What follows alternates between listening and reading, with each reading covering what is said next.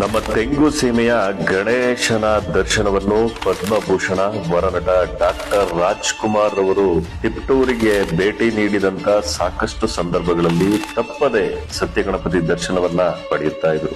1929ರಿಂದ ಗಣೇಶ ಪ್ರತಿಷ್ಠಾಪನೆಯನ್ನು ತೆಂಗು ಸೀಮೆಯಲ್ಲಿ ಸಂಭ್ರಮದಿಂದ ಆಚರಿಸಲಾಗುತ್ತಿದೆ.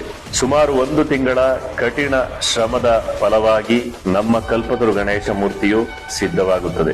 96 ವರ್ಷಗಳಿಂದ ಒಂದೇ ರೂಪದ ಗಣೇಶ ಪ್ರತಿಷ್ಠಾಪನೆಯನ್ನು ಬೇರೆ ಕಡೆ ನೀವು ನೋಡಲು ಸಿಗುವುದಿಲ್ಲ.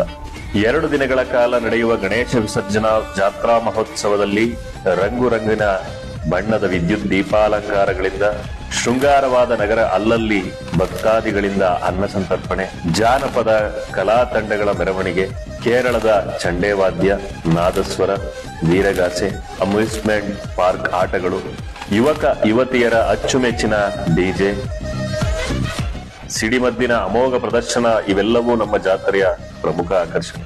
ಈ ವರ್ಷದ ಸತ್ಯಗಣಪತಿ ವಿಸರ್ಜನಾ ಕಾರ್ಯಕ್ರಮಕ್ಕೆ ನಿಮಗೆಲ್ಲರಿಗೂ ಕೂಡ ಆತ್ಮೀಯವಾದ ಸ್ವಾಗತ.